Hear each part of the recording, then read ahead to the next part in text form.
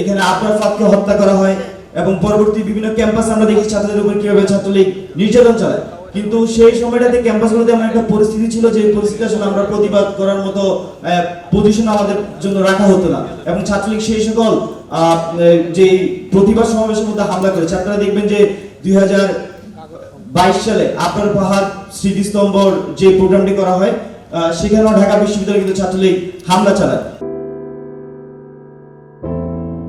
শাহরিয়ার আলম সাম্য যে এখানে হত্যাকাণ্ডের যে শিকার হয় সেটা হচ্ছে সোহরাওয়ার্দী উদ্যান এবং উদ্যানে আমরা পুলিশের বরাতে যে ঘটনার ব্যাখ্যা শুনি সেই ব্যাখ্যা অনুযায়ী আসলে সেখানে বহিরাগতদের সাথে বহিরাগত মাদক কারবারির হামলায় আসলে আমাদের শাহরিয়ার আলম সাম্য ভাইকে জীবন দিতে হয়েছে এবং সেটা আসলে এমন একটি সন্ত্রাসী কর্মকাণ্ড যেটা বিগত সময়ে ছাত্রলীগ ক্যাম্পাসে যে ধরনের সন্ত্রাসী কর্মকাণ্ড করেছে তার চেয়ে একটু আলাদা আমরা বলবো।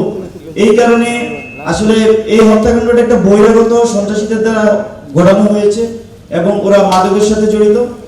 পাশাপাশি এই হত্যাকাণ্ড পরবর্তী সময়ে ক্যাম্পাসে প্রায় সকল ছাত্র সংগঠন তাদের অবস্থান ক্লিয়ার করেছে এবং শাহরিয়ার আলম সাম্য হত্যাকাণ্ডের নিন্দা জানিয়েছে, বিচার চেয়েছে এবং এই যে শাহরিয়ার আলম সাম্য উনি হত্যা হওয়ার পরপরই আমাদের বাংলাদেশ গণতান্ত্রিক ছাত্র সংসদের পক্ষ থেকে আমি আহ্বায়ক আবু বকর মজুমদার আমি ঢাকা মেডিকেলে যাই, সেখানে দেখতে যাই একদম শুরুর দিকের যারা ছাত্রনেতারা গিয়েছেন তার মধ্যে আমি একজন ছিলাম। হ্যাঁ, এখানে আমরা যখন ওনাকে দেখতে যাই পরবর্তীতে বাংলাদেশ গণতান্ত্রিক ছাত্র সংসদ ঢাকা বিশ্ববিদ্যালয় সংসদের ব্যানারে আমাদের প্রোগ্রাম হয় সাম্যতার বিচার চেয়ে। তো এখানে যে বিষয়টি আমরা উল্লেখ করতে চাচ্ছি, রাজনৈতিক ঢাকা বিশ্ববিদ্যালয়ের রাজনীতিটা একটি ইতিবাচক প্রতিযোগিতার মধ্যে দিয়ে চলছে আমরা মনে করছি। ছাত্র সংগঠনগুলো তারা তাদের প্রোগ্রাম মত প্রকাশ ঠিকভাবে করতে পারছে। তো সেক্ষেত্রে এইসব হত্যাকাণ্ডের ব্যাপারে আসলে ছাত্র সংগঠনগুলি ইমিডিয়েটলি যেটা হয়েছে সবাই তার নিজ নিজ ব্যানারে আসলে প্রোগ্রাম পরিচালনা করেছে। তো এটাও আসলে সাধুবাদ পাওয়ার মতো ঘটনা আমরা মনে করছি, কারণ বিগত সময়তে আমরা ছাত্রলীগের যে ধরনের সন্ত্রাস ক্যাম্পাসে দেখেছি, গেস্টরুম গণনার মধ্যে আমরা সন্ত্রাস দেখেছি, আমরা দেখেছি কিভাবে এখানে আবরার ফাদকে হত্যা করা হয় এবং পরবর্তী বিভিন্ন ক্যাম্পাসে আমরা দেখি ছাত্রদের উপর কিভাবে ছাত্রলীগ নির্যাতন চালায়। কিন্তু সেই সময়টাতে ক্যাম্পাসগুলোতে এমন একটা পরিস্থিতি ছিল যে পরিস্থিতি আসলে আমরা প্রতিবাদ করার মতো পজিশন আমাদের জন্য রাখা হতো না এবং ছাত্রলীগ সেই সকল যে প্রতিবাদ সমাবেশের মধ্যে হামলা করেছে। আপনারা দেখবেন যে 2022 সালে আবরার ফাহাদ স্মৃতিস্তম্ভর যে প্রোগ্রামটি করা হয় সেখানেও ঢাকা বিশ্ববিদ্যালয়ে কিন্তু ছাত্রলীগ হামলা চালায়। তো এখন ক্যাম্পাসের যে পরিস্থিতি জুলাই পরবর্তী সময় আমরা মনে করছি ক্যাম্পাসগুলোতে একটি সহাবস্থানের রাজনীতি বিরাজমান আছে এবং ছাত্র সংগঠনগুলো তারা তাদের যে রাজনৈতিক কর্মকাণ্ড রাজনৈতিক প্রোগ্রাম সেগুলো পরিচালনা করতে যেমন সক্ষম হচ্ছেন, পাশাপাশি সন্ত্রাসীর বিরুদ্ধে আমার মনে হয় এমন কোনো ছাত্র সংগঠন আছেন যাদের অবস্থান নেই। তো সবকিছু মিলিয়ে বাংলাদেশ গণতান্ত্রিক ছাত্র সংসদ মনে করছে ক্যাম্পাসগুলোতে এখন পর্যন্ত জুলাই পরবর্তী সময়ে একদম স্থিতিশীলতার রাজনীতি বিরাজমান আছে এবং সহাবস্থা রাজনীতি বিরাজমান আছে।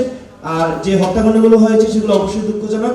আর এখানে যে দুইটা হত্যাকাণ্ড দুইটার একটা আসলে এখন পর্যন্ত যে আমরা হত্যার ব্যাখ্যা পেয়েছি প্রশাসন থেকে, দুইটা একটু আমরা রাজনৈতিক উদ্দেশ্য প্রণীত মনে হয়নি। তো সেই ক্ষেত্রে ক্যাম্পাসের আসলে সন্ত্রাস এটা একটু ভিন্নভাবে চিন্তা করা যায় আর কি। মানে আমরা এখন পর্যন্ত রাজনৈতিক হত্যাকাণ্ড কিন্তু ক্যাম্পাসগুলোতে দেখিনি। তো এটা জুলাই পরবর্তী ইতিবাচক আমরা মনে করছি। আর যে দুইটি ঘটনা ঘটেছে দুইটা অবশ্যই মর্মান্তিক। আর অবশ্যই আমরা এখন পর্যন্ত পুলিশি ব্যাখ্যা অনুযায়ী দুইটার একটাকে আমরা রাজনৈতিক দেখিনি আর কি, পুলিশ এটাকে রাজনৈতিকভাবে বলেনি।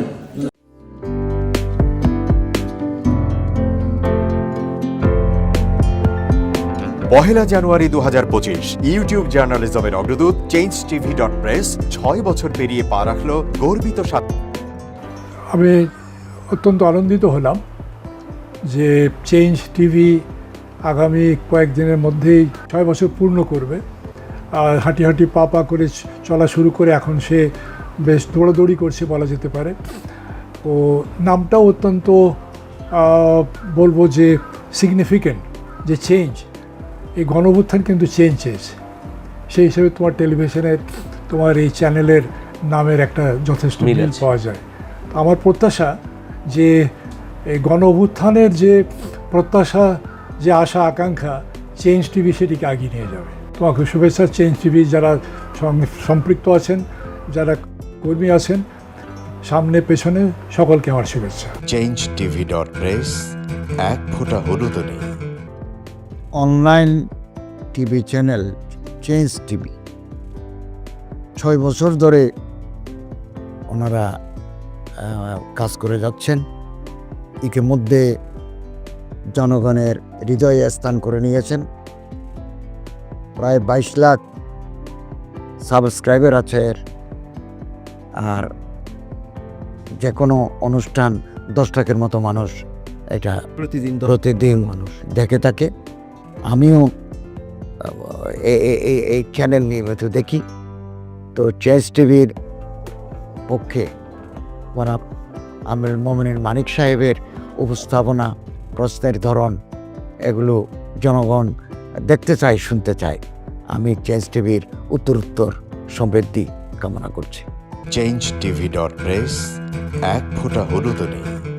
চেঞ্জ টিভি, তো আমি তাদেরকে আমার অসংখ্য শুভেচ্ছা জানাচ্ছি, কারণ তারা যে ভূমিকা রেখেছে এই সময়, একটা কঠিন সময় ছিল, সেটাতে যেমন ভূমিকা রেখেছে, এমনকি 5ই আগস্টের পরে নতুন বাংলাদেশেও তারা তাদের সেই তীক্ষ্ণ একটা সমালোচনামূলক এবং যেটাকে আমি গঠনমূলক বলবো সেরকম একটা ভূমিকা রাখছেন। তো সেক্ষেত্রে আমরা মনে করি যে এই ভূমিকা আমাদের দরকার, আমরা চাই এটা থাকুক এবং আরও যেন সমৃদ্ধ হয়। নতুন বাংলাদেশ নির্মাণে আমরা চাই যে চেঞ্জ টিভি যে সমালোচনাগুলো করছে বা যেগুলো আমরা তুলে ধরছেন, সেটা এমন করে করবেন যেন আমরা সেখান থেকে শিখতে পারি এবং সবাই মিলে যেন আমরা নতুন বাংলাদেশকে সত্যিকার অর্থে বৈষম্য বিহীন একটা সমাজ গড়ে তুলতে পারি, সেটা আপনারা সহজ চেষ্টা করুন। changetv.press, এক ফোঁটা হলুদও নেই। আগামী জানুয়ারি মাসের 1 তারিখে আপনারা 6 বছর পূর্ণ করতে যাচ্ছেন। আপনাদেরকে শুভেচ্ছা জানাচ্ছি, আন্তরিক ধন্যবাদ জানাচ্ছি। আমি আশা করব চেঞ্জ টিভি অতীতে যে বলিষ্ঠ ভূমিকা পালন করেছে, আগামীতেও আপনারা সেই বলিষ্ঠ ভূমিকা পালন করবেন। আমি আমার এলডিপির পক্ষ থেকে, মুক্তিযোদ্ধাদের পক্ষ থেকে আপনাদেরকে আন্তরিক মোবারকবাদ জানাচ্ছি, শুভেচ্ছা জানাচ্ছি। আশা করি দিন দিন আপনারা উন্নতির শিখরে এগিয়ে যাবেন। ধন্যবাদ। changetv.press, এক ফোঁটা হলুদও নেই। প্রতিটি সরকারের আমলে 10 বছর আমি কোনো ব্যবসা করতে পারিনি। আমার ব্যবসা বন্ধ করার জন্য যত রকম দরকার সব কাজই করেছে, শুধু একটাই বাকি রেখেছে, আমি গুটিয়ে নিয়ে যাইনি। নয়া দিগন্তর মাধ্যমে যাদেরকে আমরা চেষ্টা করেছি সার্ভিস দেওয়ার জন্য, এরা আমাদের অনেকেই খোঁজখবর রেখেছে।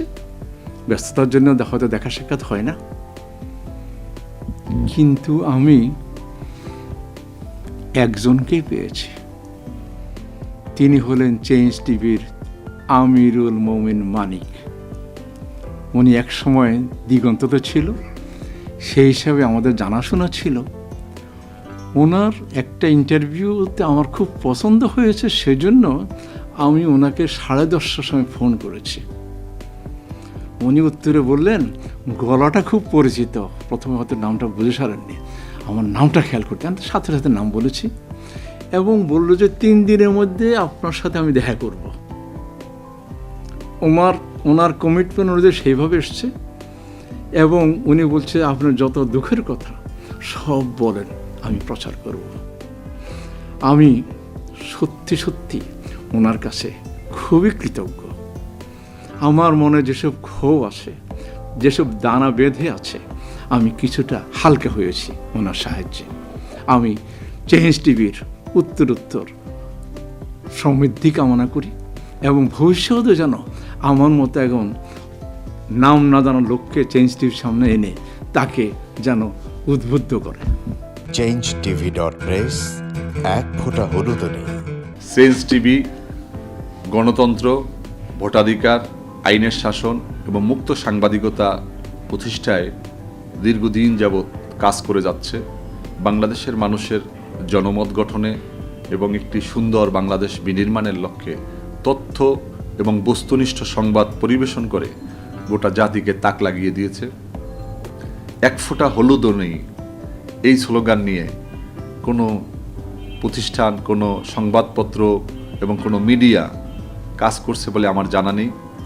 এবং বস্তুনিষ্ঠ সংবাদই যাদের প্রেরণা, যাদের একদল বস্তুনিষ্ঠ সংবাদকর্মী নিরলসভাবে একটা সুন্দর বাংলাদেশ গড়ার জন্য ক্ষুধা, দারিদ্র্যমুক্ত, শোষণমুক্ত, ইনসাফ ভিত্তিক একটা কল্যাণ রাষ্ট্র প্রতিষ্ঠার জন্য নিরলসভাবে কাজ করে যাচ্ছে, তার নাম হচ্ছে চেঞ্জ টিভি। বাংলাদেশ লেবার পার্টির পক্ষ থেকে আমি চেঞ্জ টিভির দর্শক, শ্রোতা এবং কলাকুশলী, বিজ্ঞাপনদাতা সবাইকে জানাই আন্তরিক শুভেচ্ছা, অভিনন্দন। 6টি বছর খুব বেশি নয়, 6টি মাস বা বছর একটা শিশু বয়স থাকে। এই শিশু বয়সে চেঞ্জ টিভি যা অর্জন করেছে তা কৈশোরে গিয়ে হয়তো আরও অনেক অনেক বড় আকারে ধারণ করবে। আমি বিশ্বাস করি যে বাংলাদেশের চেঞ্জ টিভি শুধু অনলাইন ভিত্তিক নয়, এটাকে আমরা স্যাটেলাইট হিসাবে দেখতে চাই। বাংলাদেশের মানুষ এই চেঞ্জ টিভির মাধ্যমে আরেকটি স্বপ্নকে তারা বাস্তবায়নের দিকে এগিয়ে যাবে। changeTV.press, এক ফোঁটা হলুদ নেই।